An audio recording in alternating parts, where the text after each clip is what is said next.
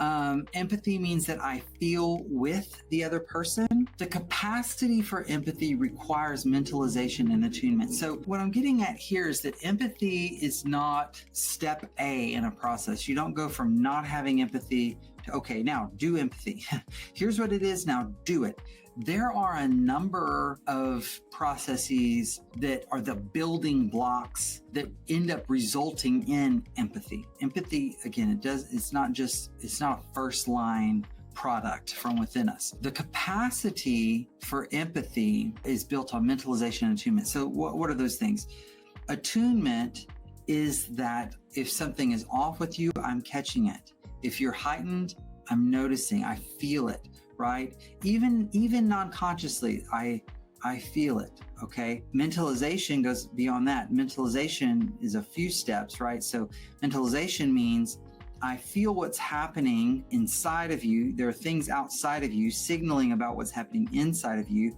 I feel that, and I've got some knowledge of what's going on within you, and I'm simultaneously aware of what I am signaling about what's happening inside of me. All of these things are necessary to then get to empathy. What you have to add to those things to get to empathy is that they must be met with perspective taking and concern for the other's experience. Narcissists, people with narcissism, are incredibly attuned to other people. They have tremendous capacity for attunement. They notice the eyebrow raise. They notice the shift in voice. They notice the subtle micro expressions and the nonverbals and the word choices and all of that. They very much notice it. They notice it and they have difficulty noticing it except with reference to themselves and their own perceived interest.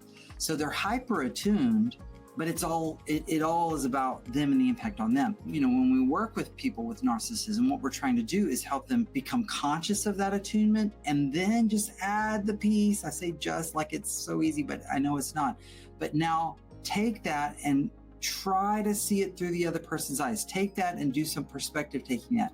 Take that and reflect on their experience and not what this means about yourself. That moves toward empathy. And mutual empathy leads to increased knowledge and understanding of each other's experiences. There was actually a pretty funny example of this yesterday with my wife, where I asked her a question and she thought I was being the word she used, I'm not going to say on the webinar, a real rear end. Okay. You know, we were fine and laughed about it. Right. And yet it just kind of bugged me because I wanted to understand, because I don't want to show up that way. And so I kept pressing her gently with respect, but like, I want to understand why that felt like I was being a jerk. As she's able to explain her internal experience and me have empathy for that, it was like, oh, okay, I see. Okay, I understand. I understand your experience of that.